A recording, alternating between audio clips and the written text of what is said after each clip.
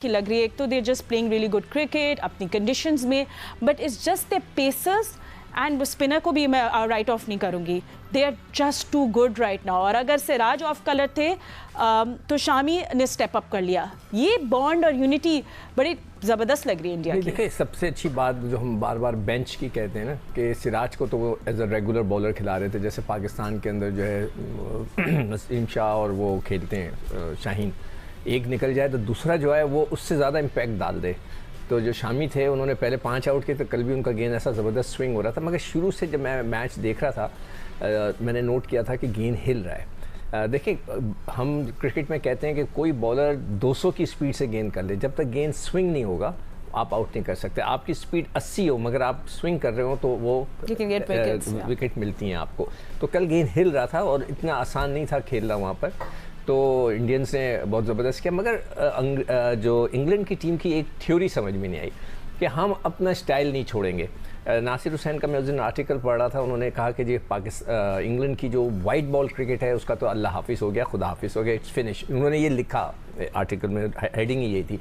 अब मैंने बाकियों के नहीं पढ़े कि कल जो डिफीट हुए उसके बाद उन लोगों ने क्या किया। वो तो कप्तान ही खुद बहुत कुछ बोल गए थे Butler, he said is very disappointed and this is not how you win matches. और काफ़ी उनका बॉडी लैंग्वेज भी shoulders down, just not the English captain we used to see. Ben Stoke जो है इतना बड़ा है, मैं उसकी पूरी बैटिंग देखी, वो अजीब व गरीब खेल रहा था, जैसे कि बस वो हर गेंद को पीछे हट के मैं मार दूंगा। यार आप सीधा खेलो।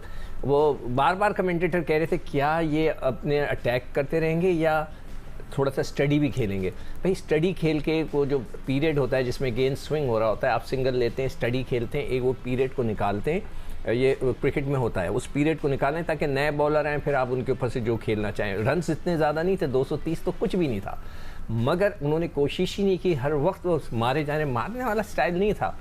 और कल तो खैर उनके एक प्लेयर को तो चैनामिन का ही नहीं पता चला, रूट था शायद, नहीं रूट तो लेग बिफोर हो गया था, दूसरा था जो बोल्ड हुआ था यादेव से, अच्छा बड़ा प्लेयर था, उसका नाम मुझे इस वक्त याद नहीं आ रहा कि तुम्हारे पास वो। हाँ, तो वो I just opening the score, trying to remember क्योंकि इतनी सारी विकेट्स मैंने जो यादेव का जो चैनामिन था वो इस तरह जब गिरा तो पढ़ के वो अंदर आता है, वो उसको पीछे हट के कट खेलने चले गए। मैं तो हैरान रह गया। तो ये तो जैसे वही हुआ जैसे गुगली को आप कट मारने चले जाएं।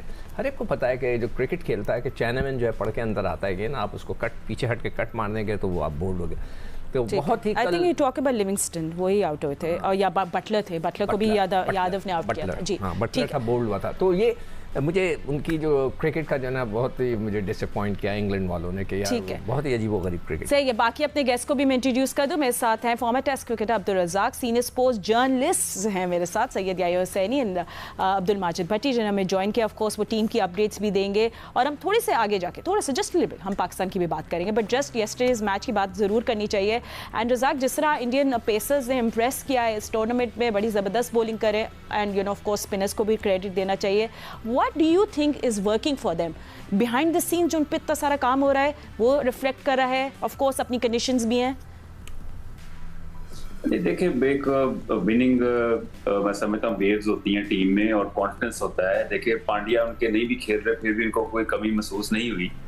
हमारे तो कोई अगर मिस हो जाए या अनफिट हो जाए तो हम उसी को गुणगान करते रहते हैं कि जी वो नहीं है इसलिए हो रहा है सारा कुछ, और ये एक बड़ी अच्छी चीज है। और बात ये कल जो क्रिकेट हुई है उसमें पूरे वर्ल्ड कप जितने पहले मैचेस हुए हैं इनमें से सबसे अच्छी बात ये थी कि कल बॉलर्स ने विकेटें ली और बॉलर ने जिस लाइन में बॉलिंग की है ये अनप्लेबल थी, बड़ी गुड लेंथ पे बॉल, स्विंग भी उन्होंने मिला, सीम भी हो रहा था, सब कुछ हो रहा था। और हालांकि इंग्लिश जो क्रिकेट की टीम है ये जो इन कंडीशन के यूज टू है, वहां पे तो होता ही सीम है या स्विंग होता है, तो ये तो बड़े यूज टू है। इनको इन्होंने लीव नहीं किया। पहले 10 ओवर जो थे इन्होंने बहुत ही गंदे खेले।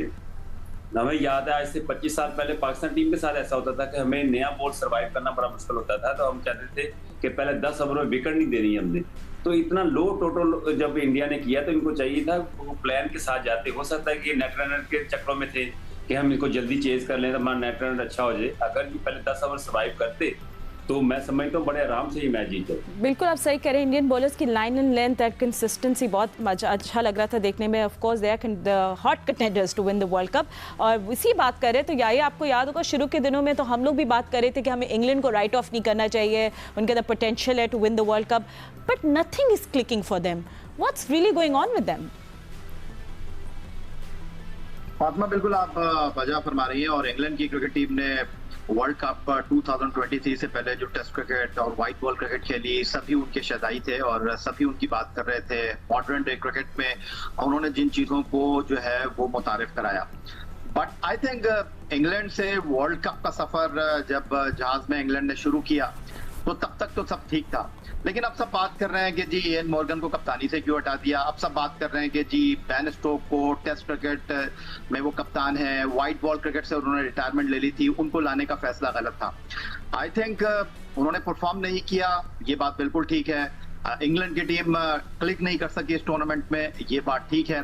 लेकिन इयन मॉर्गन, जिनकी क़यादत में इंग्लैंड ने 2019 में आईसीसी वर्ल्ड कप लॉर्ड्स के मैदान पर न्यूजीलैंड को फाइनल में शिकस्त देकर जीता था, इस टीम में उनकी जगह नहीं बनती थी। उन्होंने भी अपने लबों को जुम्बिश दी है, लेकिन उन्होंने ये नहीं कहा कि मुझे कप्तानी से हटा के गलत किया। उन्होंने ये नहीं कहा कि रिश्तेदारी निभाई गई, उन्होंने ये नहीं कहा कि दोस्तियां यारियां की गई। उन्होंने कहा कि इंग्लैंड की टीम में कुछ गलत है। लेकिन जो सबसे इंपॉर्टेंट पहलू है फातिमा, इस नाकामी के बावजूद, इंग्लैंड की वर्ल्ड कप 2023 में इस खराब कारकर्दगी के बावजूद, कोई ना इंग्लैंड के निजाम के ऊपर बात कर रहा है, ना कोई इंग्लैंड की टीम के खिलाड़ियों के ऊपर बात कर रहा है। वो सिर्फ इतनी सी बात कर रहे हैं कि इंग्लैंड की टीम ने बहुत ज्यादा कॉन्सेंट्रेट किया 100 बॉल क्रिकेट में, और शायद इस वर्ल्ड कप के लिए वो अपनी तैयारी भूल गए और ज्यादा उनका जो कॉन्सेंट्रेट